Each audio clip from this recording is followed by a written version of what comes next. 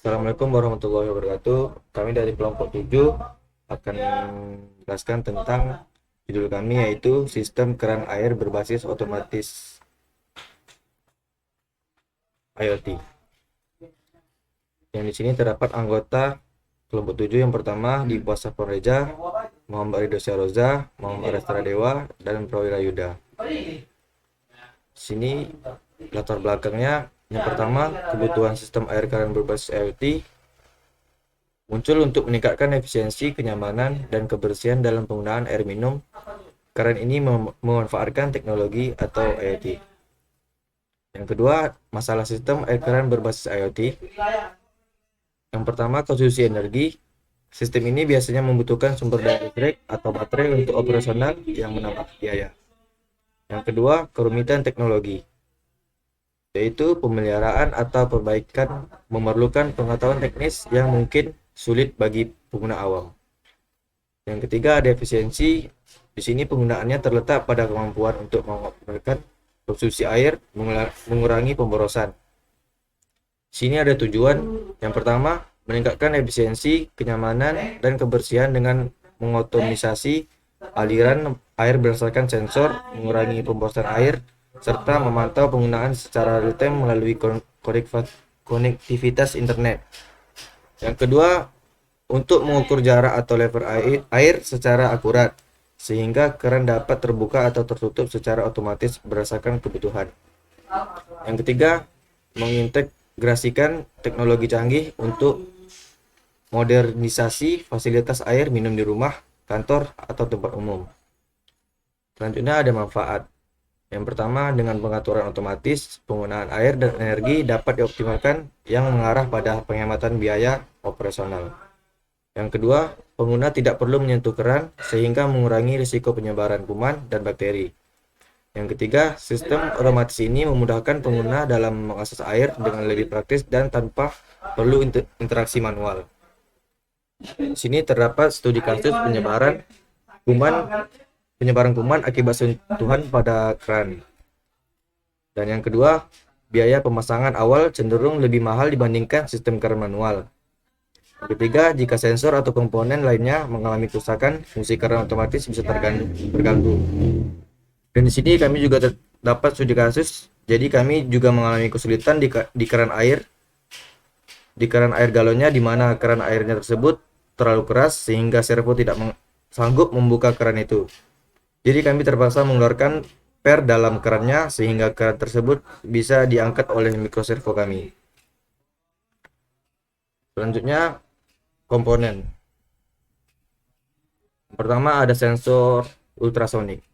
Adapun fungsi sensor ini pada sistem kali ini ialah mendeteksi gelombang pantulan dari target yang ditangkap oleh sensor, kemudian sensor menghitung selisih antara waktu pengiriman gelombang dan waktu gelombang pantul diterima, lalu memperoleh data yang akan dikirim ke ESP32.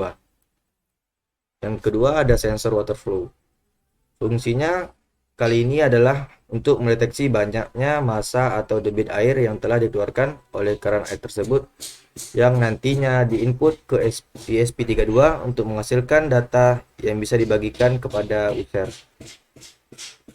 Yang ketiga ada servo, merupakan motor yang kami gunakan untuk membuka atau menutup keran air otomatis dan bereaksi pada saat ada perintah ESP, yang mana data yang diperoleh ESP merupakan hasil dari input sensor ultrasonik. Selanjutnya ada ESP32. ESP32 adalah mikrokontroler yang mengatur dan memproses data dari sensor suhu dan kelembapan.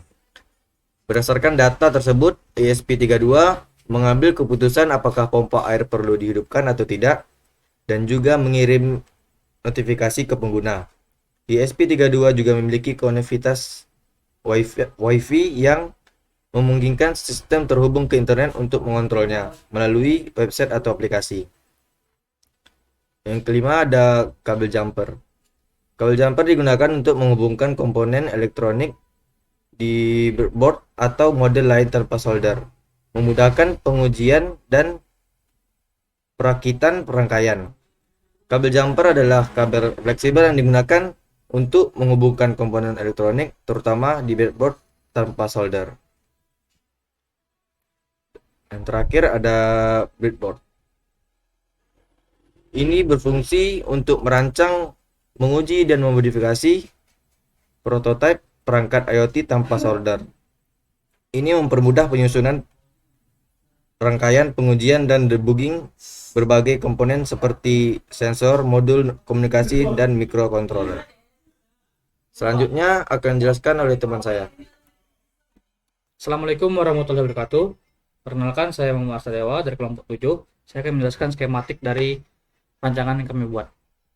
Di sini kami menggunakan 3 sensor. Yang pertama ultrasonic, lalu ada microservo, dan ada water flow sensor. Di sini kami menggunakan motherboard ESP32 DevKit dan menggunakan breadboard juga. Kita mulai dari microservo. Di sini yang kabel oranye ini adalah kabel untuk groundnya. Di sini terhubung ke groundnya ESP32. Lalu kabel merahnya adalah kabel power, akan terhubung ke 5 volt. Lalu ada kabel yang berwarna coklat. Ini adalah kabel pinnya. Di sini kami menggunakan pin ID19 atau pin 19. Lalu berikutnya kami menggunakan sensor ultrasonic, yaitu sensor ultrasonic SR04. Di sini terdapat 4 pin, ada ground, ada echo, ada trig, dan ada VCC atau power. Yang pertama power. Power di sini kami colokkan juga di 5 volt. Lalu ada pin trig pin dan echo pin. Di mana ini adalah pin yang akan tercolok di 12 dan 14. Yang 12 itu adalah trig, yang 14 itu adalah echo. Lalu untuk ground akan dicolokkan juga ke ground dari motherboardnya. Lalu yang terakhir adalah sensor dari water flow. Di sini memiliki 3 pin, yaitu power, ground, dan pinnya sendiri. Yang pertama power. Di sini kami menggunakannya ke 3 V3. Lalu ada yang kabel berwarna hitam, ini adalah groundnya, dicolok ke ground yang di sebelah sini. Lalu yang terakhir ada pinnya, di mana kami menggunakan pin 13. Baiklah, itu saja yang dapat saya sampaikan. Selebihnya akan dijelaskan oleh teman saya. Terima kasih. Assalamualaikum warahmatullahi wabarakatuh. Perkenalkan, nama saya Prawira Yuda, NPM 213516435. Saya akan menjelaskan codingan dari project IoT kami. Nah, untuk framework kami menggunakan Arduino IDE. Karena sensor yang kami pakai itu ada 2, sensor ultrasonic dan juga water flow, dan hanya menyediakan 1 motor yaitu servo. Gunanya ultrasonic kami itu untuk mengukur jarak untuk buka tutup kerannya, dan kalau water flow-nya itu untuk mengukur berapa debit air yang keluar. Nah, di sini tuh ada trig pin dan echo pin, yang mana ini untuk ultrasonic, yang trig pinnya ini 12 dan echo pinnya 14, itu untuk yang ultrasonic. Lalu setelah itu ini ada variabel untuk menyimpan data jarak dari si ultrasonic tersebut. Setelah itu kita konfigurasi dulu water flow sensornya, yang mana pinnya itu ada 13, dan ini hanya kalibrasi sensornya aja ya, ini bisa diubah-ubah.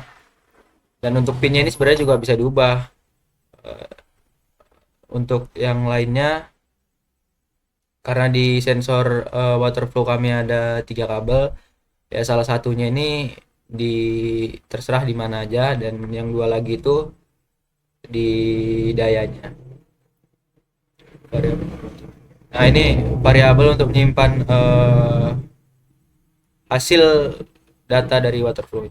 Ini flow rate nih untuk menyimpan berapa cepat putarannya. Fungsi interrupt, ya ini fungsi dari water flow-nya. Nah, ini untuk serial begin ini kalian sesuaikan dengan kalian punya ultrasonic pin mode. Nah, ini konfigurasi untuk ultrasonicnya. Lalu ini menghubungkan servo ke pin. Untuk pinnya kami pakai pin 19, dan posisi default servonya itu kami buat di 0 ya, posisi default konfigurasi pin untuk water flow sensor. Nah, ini dia konfigurasinya. Kalau baru mulai ada bacaan sistem dimulai nanti di serial monitor ini. Nah, ini adalah codingan sensor ultrasoniknya, yang mana dia akan baca kalau dia trip pinnya itu low, dia akan baca eh, per mikrosecond, per 2 mikrosecond, dan kalau high itu dia akan baca di 10 mikrosecond. Oke. Dan untuk ya ini durasi dan jaraknya variabel. Nah, ini codingan untuk mengontrol servonya. Jadi, servo kami itu terbuka kalau jarak yang dibaca oleh si ultrasonik tersebut less than 10, artinya di bawah 10. Yang mana posisi servo yang awalnya defaultnya 0 itu akan bergerak ke 90. Jadi terbuka begini. Oke. Menampilkan output ultrasonik. Nah, ini untuk menampilkan output ultrasoniknya saya hapus tadi ya, karena ya tidak perlu juga. Nah, di sini ada mengukur aliran air setiap 1 second, 1 detik, yang mana ini semua dihasilkan oleh sensor yang bernama water flow tadi. Nih, bisa diubah juga, dia mau baca setiap berapa second, ada delaynya nih di sini. Nah, nih ada delaynya. Delaynya kami cepatkan karena kalau delaynya kami bikin 1 detik itu hasilnya sangat jauh tertinggal. Oke. Untuk water flow-nya yang kami tampilkan itu adalah flow rate, yang artinya kecepatan dari si water flow tersebut, putaran dari water flow tersebut. Satuannya mililiter per second. Dan yang kami tampilkan lagi itu adalah total flow, yang artinya berapa debit air yang sudah dikeluarkan dari mulai water flow tersebut berjalan.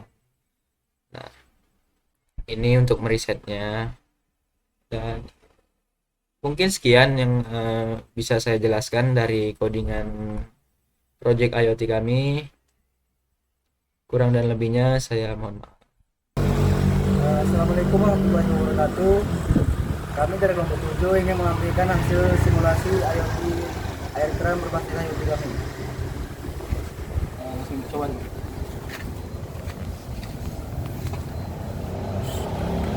Dia akan terbuka kalau jaraknya itu less than 10 cm.